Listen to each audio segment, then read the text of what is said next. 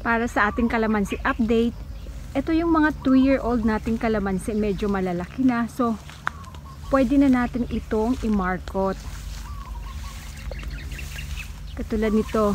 Ang advice kasi sa akin nung bumili ako ng binhi, ng market, sabi daw pag 2-year-old na yung kalamansi, kailangan tanggalin yung mga nasa gitna na main branch para hindi siya masyadong tumaas. Kasi kung masyadong mataas, hirap mag-harvest. So instead na puputulin lang natin at itapon, ima-market natin ito. Piliin lang natin yung mga medyo magulang na sanga. Like this one. So pag minarket natin ito, maganda ito kasi big planting material na to. Tapos yung mga na-market natin dito ay itatanim natin uli doon sa mga namatay na puno. So makakatipid tayo ngayon. At pag may sobra, pwede natin ibenta.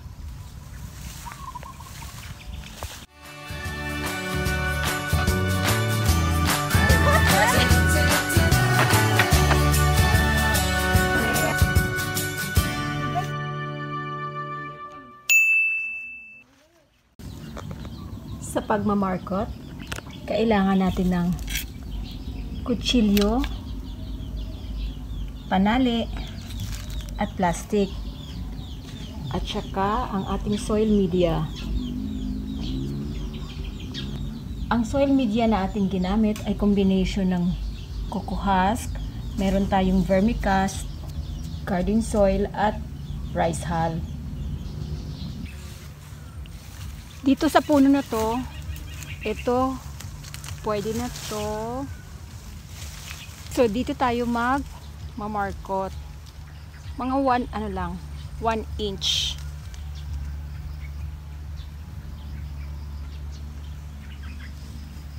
Babalatan natin.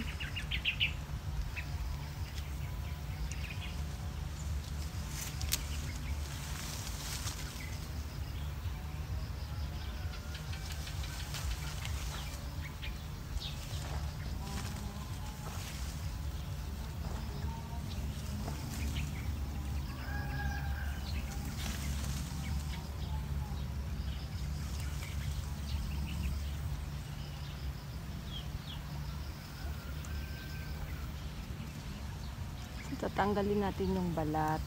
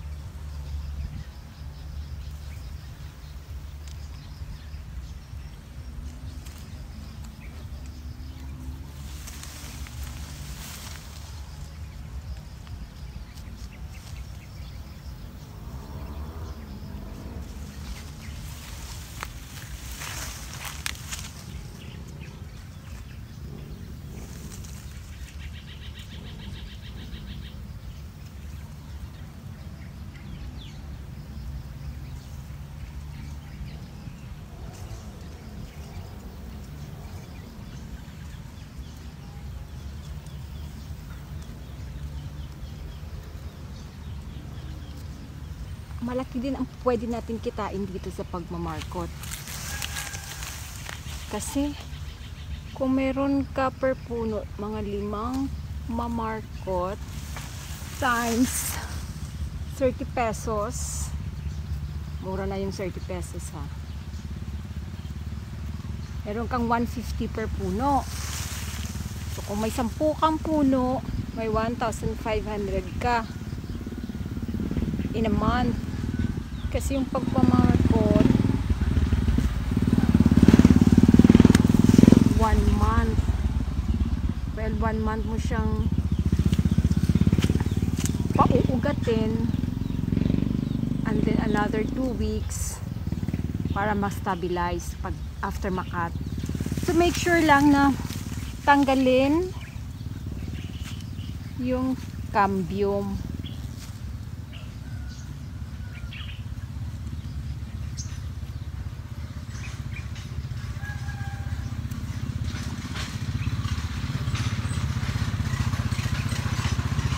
Para ma-expose talaga yung pinakaloob.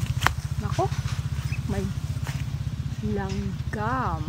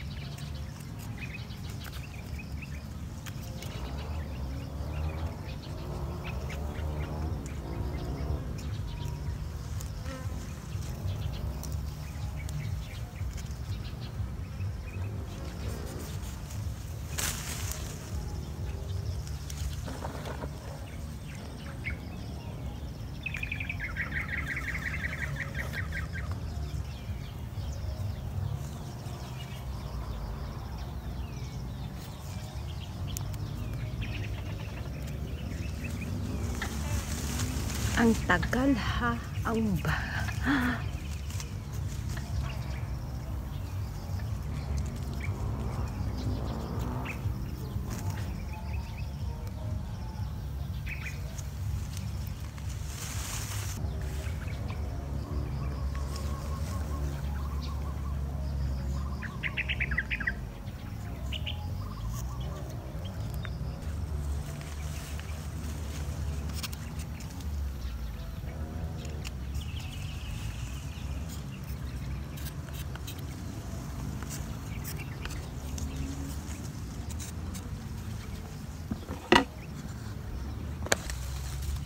Ayan, okay na to.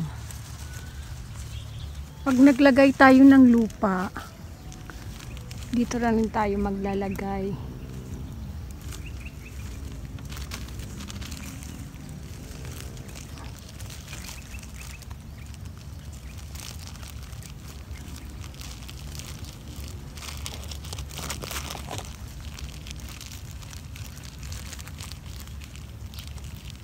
Uy.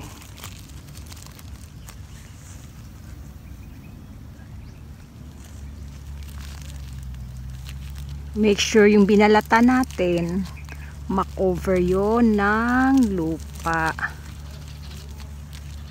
Tapos balutin natin ng cellophane.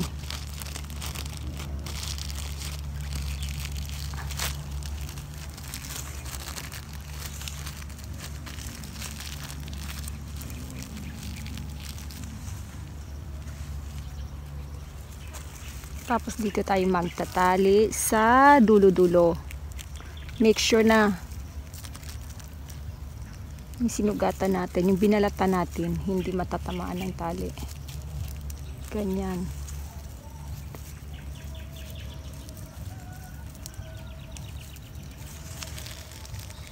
Tapos tanggalin na lang natin itong sanga na to kasi para hindi sa gabal yan.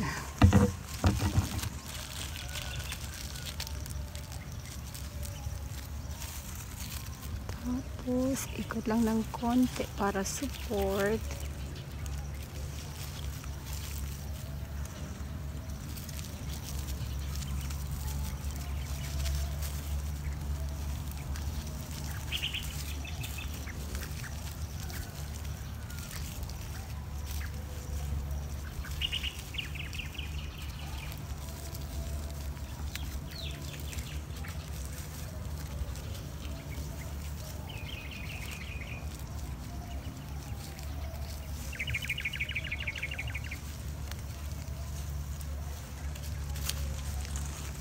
Ayan.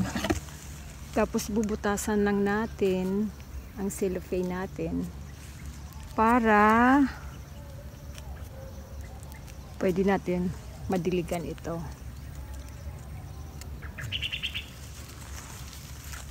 Ayan. Ganon lang kasimple mag-markot. So after 1 month, iti-check natin ito.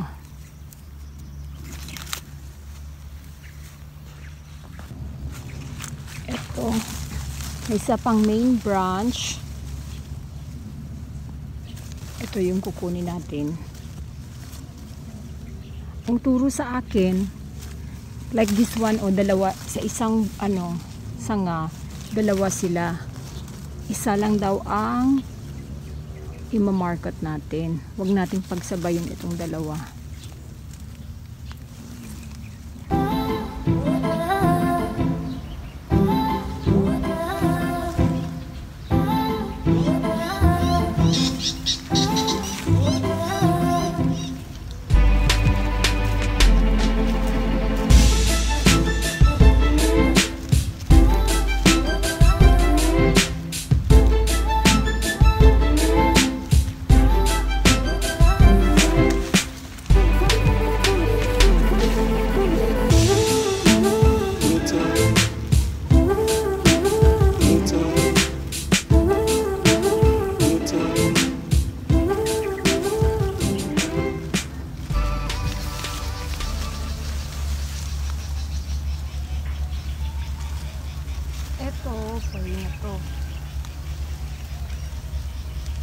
Solo fly tayo ngayon kasi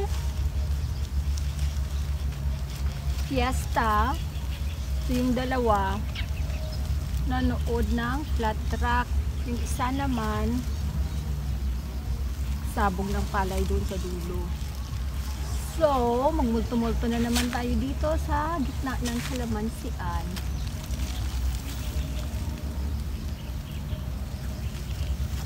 Sariling sikap tayo yun.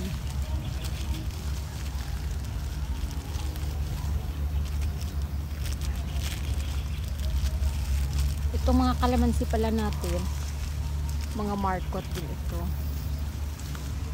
So nabili natin ito for 30 pesos pero mga maliliit yun actually. Ito, itong mga big planting material natin, ito yung mga gagamitin natin dito pamalit dun sa ibang mga namatay natin kalamansi noong tag-init. So para hindi na tayo bibili. Kasi nung nakaraan, bumili din ako ng replacement crafted for 40 pesos naman. So may mga 30 pa yata tayo na kailangang i-replace. So dito na tayo kukuha sa ating mga markot. Kaya ito din yung hinahabol ko sa mga big planting material para medyo makahabol siya dito sa mga nauna nating tanim. Kasi itong tatlong row natin is na to, 2-year-old na.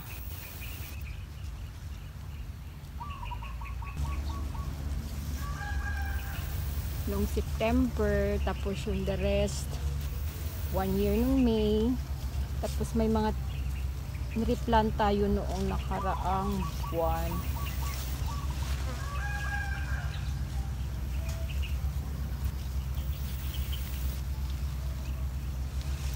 So, itong mga 2-year-old, maano na siya sa na ang bunga niyan, medyo marami-rami na magbunga. Kahapon pag harvest natin, nakakuha tayo ng 20 kilos na kalamansi. Medyo mura ang kalamansi ngayon sa market, kaya gagawin muna natin yun na kalamansi concentrate. Pero sabi ng nanay ko, bibenta niya daw yun. So, tingnan natin kung may matitira pa pag uwi ko mamaya. Baka ibenta niya yun ng 20 or 25 pesos per kilo.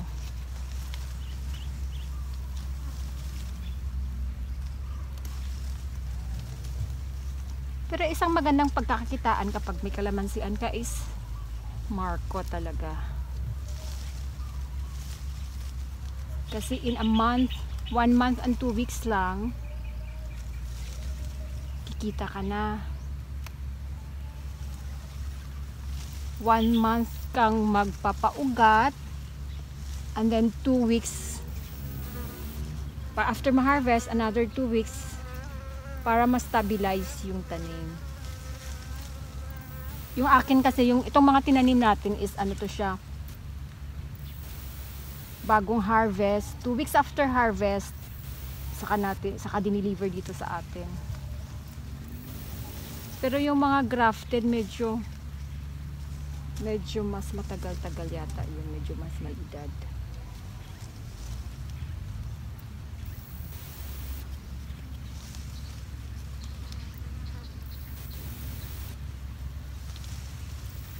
Ayan, parang medium size yung stem.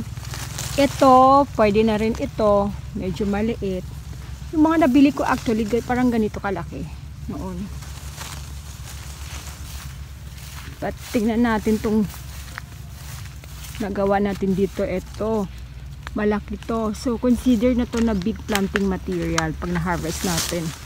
Lalo na ito. Hala, napasobra yata ang pag-ano ko. Super laki. Ang laki. Actually, first time natin mag-market dito sa farm. Hindi tayo professional na mag-market. Nag-try lang tayo. So, tingnan natin after 1 month ang resulta ng ating ginawang market. Sana maging successful. Dito sa puno na to, mayroon tayong big planting material. Merong medium at merong small. Iba-ibang sizes. Ito big to.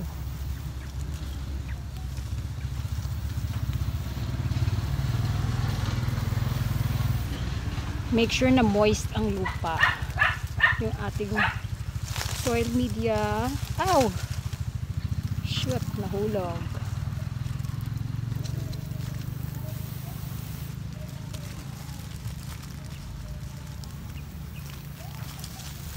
Ayan.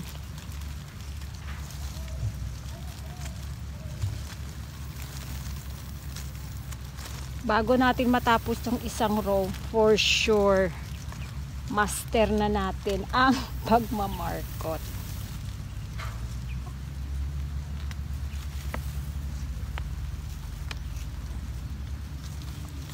Madali lang naman magmarkot eh.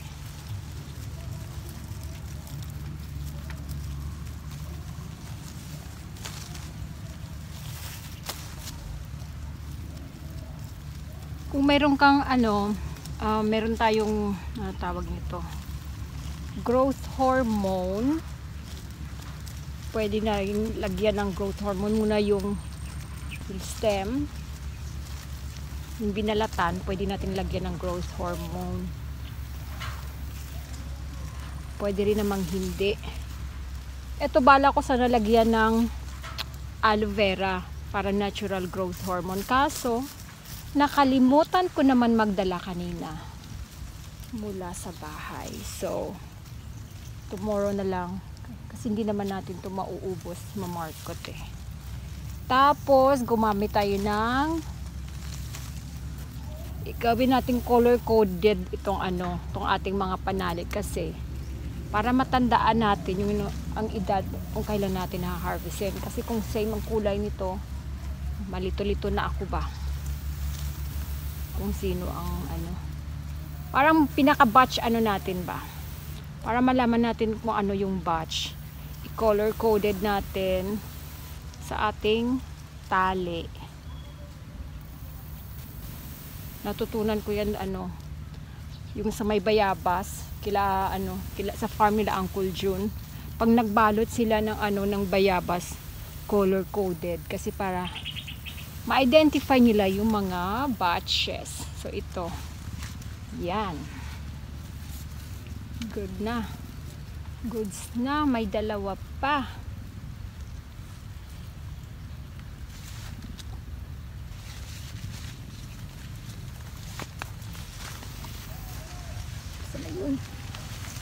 Ito, small planting material. Ang silupin natin. Yung ginamit nating cellophane, ano lang, yung para sa ice water. Hinatin natin.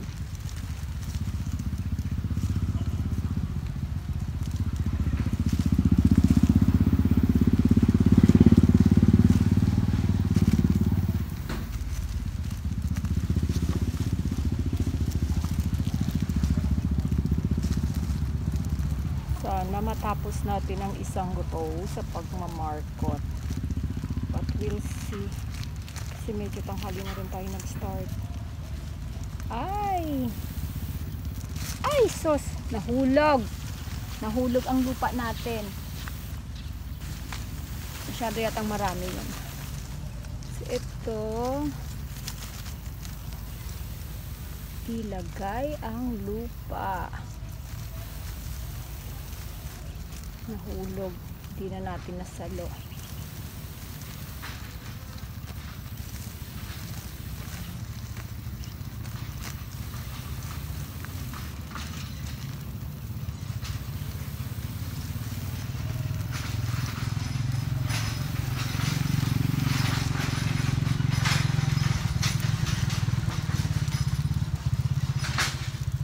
So, dito tayo tatali una sa ilalim para hindi mahulog, para ma-secure.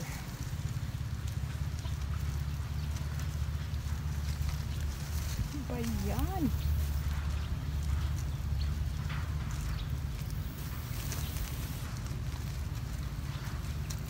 Ang konti yata yung lupa ng nilagay ko. Dagdagan natin konti. Aray ko.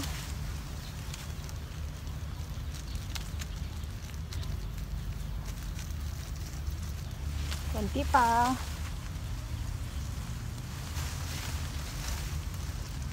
So, dagdag.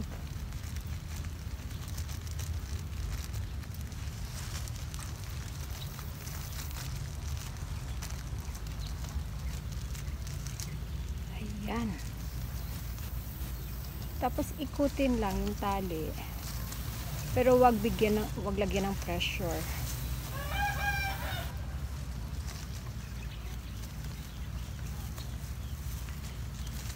Bakit clear na plastic yung ginamit natin? Para makita mo, madaling makita kapag lumabas na yung ugat. Pero usually 1 month lang naman eh. 1 month meron na. Pwede nang i-harvest. Meron tayo doon nga more than 2 months na nga ginawa yun ng ginawa ni Yong. 2 months ago na yata, hindi pa naka-harvest hanggang ngayon. Ay, parang maluwang itong gawa ko. Sama ni oy.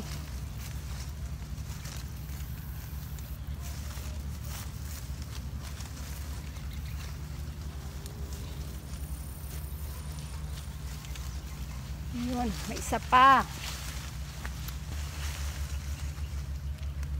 May sobra, tanggalin. Tanggalin din. So, ito yung mga nagawa natin kaninang umaga. 16 ang na-markot natin. Meron tayong puno na 2 ginawa, mayroon din 3. Hindi pa tayo nakakalahati ng isang row.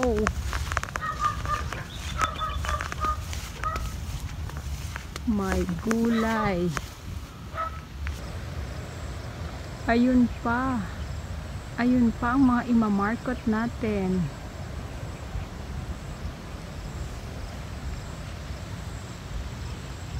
Ang dami.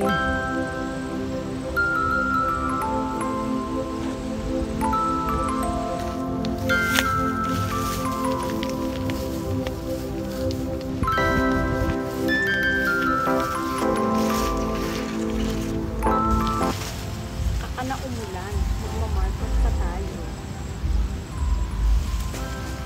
Medyo challenging na to kasi mahangin na.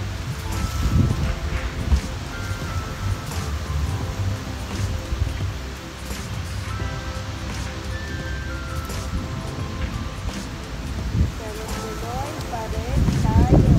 Ginagawa natin. Tuloy lang hanggang umulan.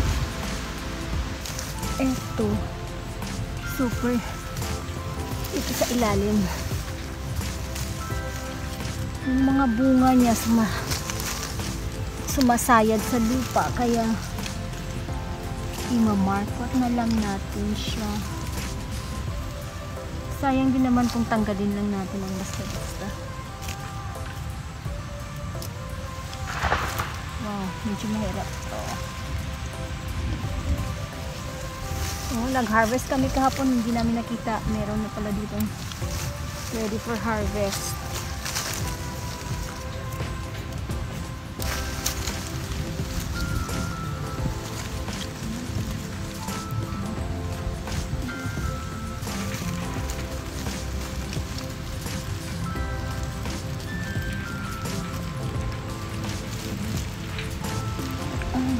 Oh.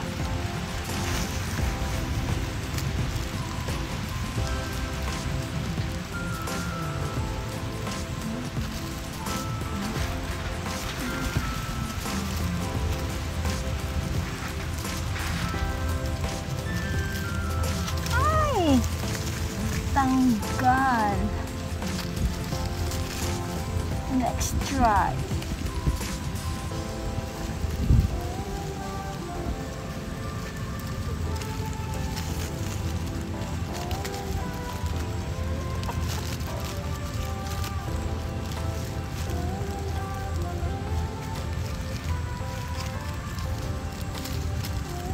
Nanghihinayang kasi ako sa sanga na to.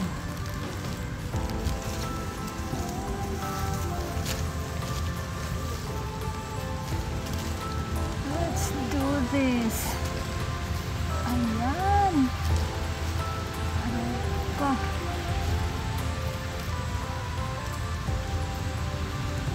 Kailangan matapos natin ito before umulan.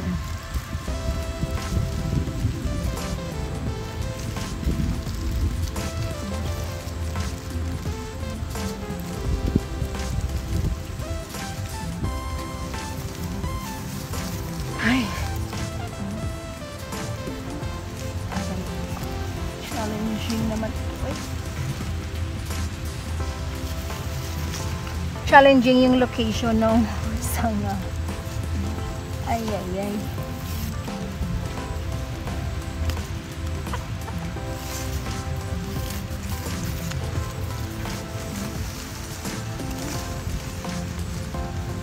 Kaya natin ito. Yeah. Yes.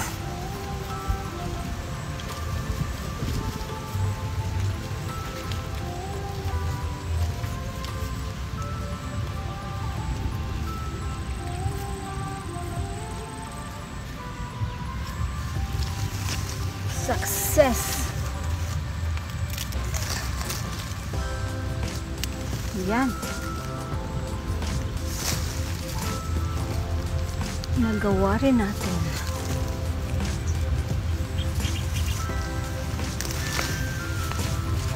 Ayan. Sa pinakailalim.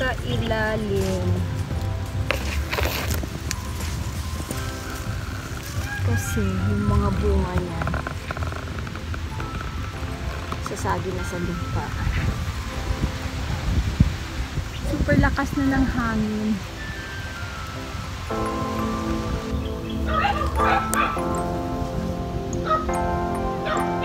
Kulim lang. Medyo madilim na.